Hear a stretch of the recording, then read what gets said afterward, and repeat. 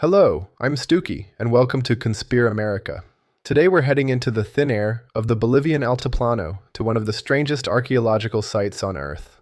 A place where stone blocks lie scattered like toys of giants, where precision is so extreme that even modern engineers scratch their heads, and where local legends whisper about gods who came from the water to teach humanity. This is Puma Punku, the Door of the Puma, a site that refuses to fit the history books and may hold the key to understanding a forgotten chapter of human civilization. Officially, archaeologists tell you Puma Punku was built around 500 to 1000 CE by the Tiwanaku culture. They say it was just a ceremonial platform, made with hammerstones, manpower, and patience. They say earthquakes shattered it and time covered it with dust. That's the textbook version. But if you actually walk among those stones, if you run your hand across the glass-smooth faces and peer into the impossible right angles, the story starts to fall apart. Because Puma Punku doesn't look like a ruin of villagers stacking stones. It looks like the remnants of a machine. Let's talk logistics. Some of the sandstone blocks weigh more than 130 tons. The nearest quarry is kilometers away, across uneven ground at nearly 4,000 meters above sea level. There are no forests here for timber rollers, no elephants or oxen to haul them, only llamas too small for the task. Then you have the andesite blocks, even harder stone, which came from quarries across Lake Titicaca, miles away over water. Imagine moving them on reed boats, then dragging them uphill in thin air. Possible? Maybe. Practical? Hardly. Now combine that with the precision. Blocks cut so accurately that you could slide a razor blade into the joints. What are we really looking at here? The H blocks of Puma Punku are legendary. Dozens of them, nearly identical, carved with ledges, slots, and recesses that fit together like Lego. Each one shares the same ratios, the same dimensions, as if they were mass-produced.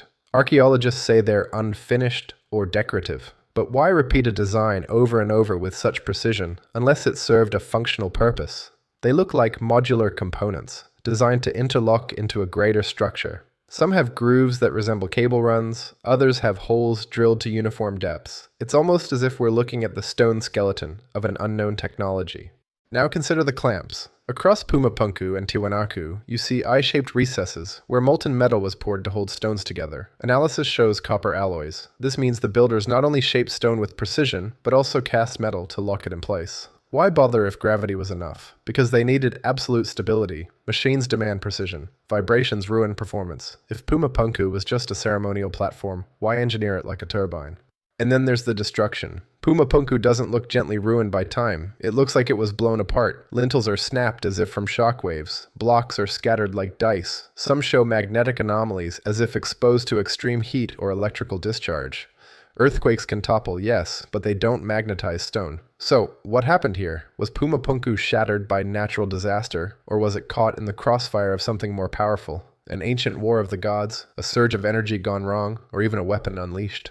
Indian myths speak of Viracocha, the great teacher god, who rose from Lake Titicaca after a world-ending flood. He carried thunder rods, taught agriculture and architecture, brought order to chaos, then vanished across the sea. The Spanish chroniclers were baffled by the legends, because locals described him with a beard, robes, and features not typical of the region. A foreigner, a civilizer, remembered in myth.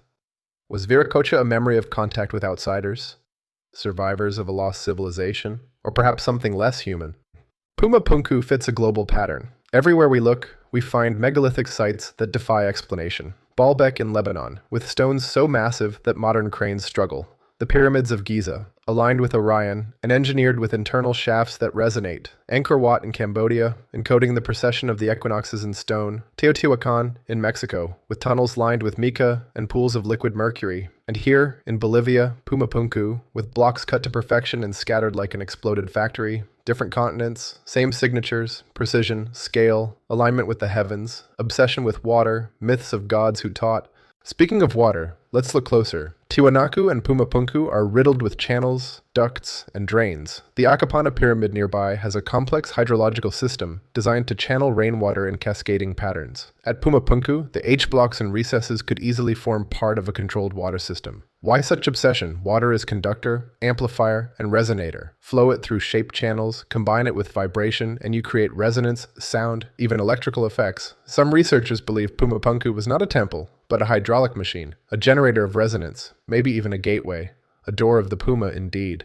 Now think about the name. In Andean cosmology, the Puma represents the middle world, the bridge between upper and lower realms. A door of the Puma could mean a threshold between worlds. Was Puma Punku a ritual threshold, or something more literal? A place where energies converged, where the veil between dimensions was thin. Modern engineers might laugh, but ancient myths consistently describe sites like these as doors, gateways, portals. Maybe they weren't exaggerating. Let's talk tools. Mainstream archaeology insists the blocks were carved with harder hammerstones and abrasives. Sure, you can grind stone smooth, but can you create perfectly parallel slots, identical recesses, and internal right angles sharper than a carpenter's square, all by hand, over and over? The uniformity screams of templates, jigs, maybe even machinery. Some grooves show striations, like saw marks. Some holes look drilled with tubular drills. And there are whispers of geopolymers, stones cast like concrete. A controversial idea, but tests on some blocks show organic material trapped inside, something natural andesite shouldn't have. If true, that means the builders weren't carving stone. They were pouring it.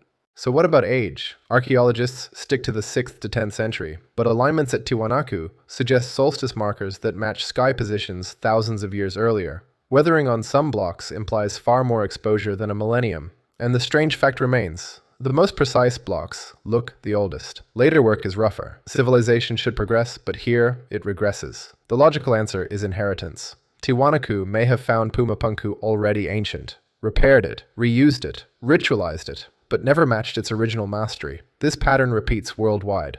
The Inca built walls of small stones on top of megalithic foundations they couldn't replicate. Romans decorated Baalbek, but didn't build its platform. The Khmers wrapped Angkor in Vishnu's mythology, but inherited its deeper astronomical codes.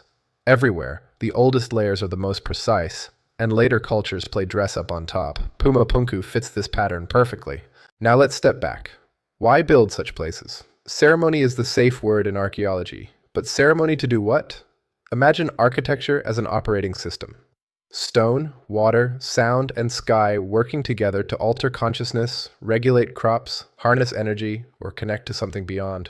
Puma Punku may have been a laboratory for human initiation, a resonant machine to align body and mind with cosmic cycles.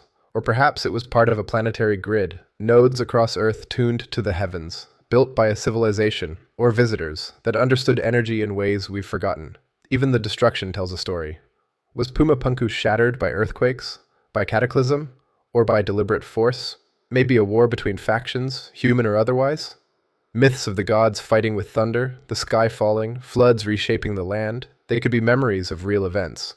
Some blocks magnetized, some cracked as if by blast, the whole site blown apart. Whatever Puma Punku was, it didn't end quietly.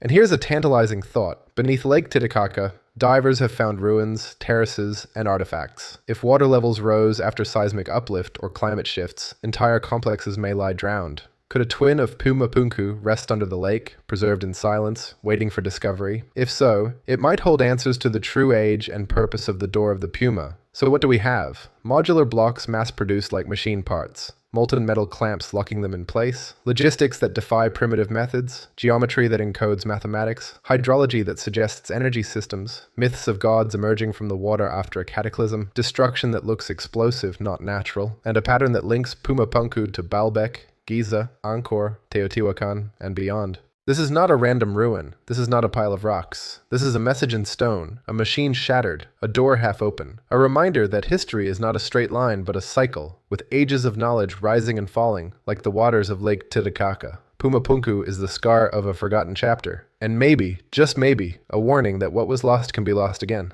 I'm Stuki, signing out, and remember, this is only for entertainment, or is it?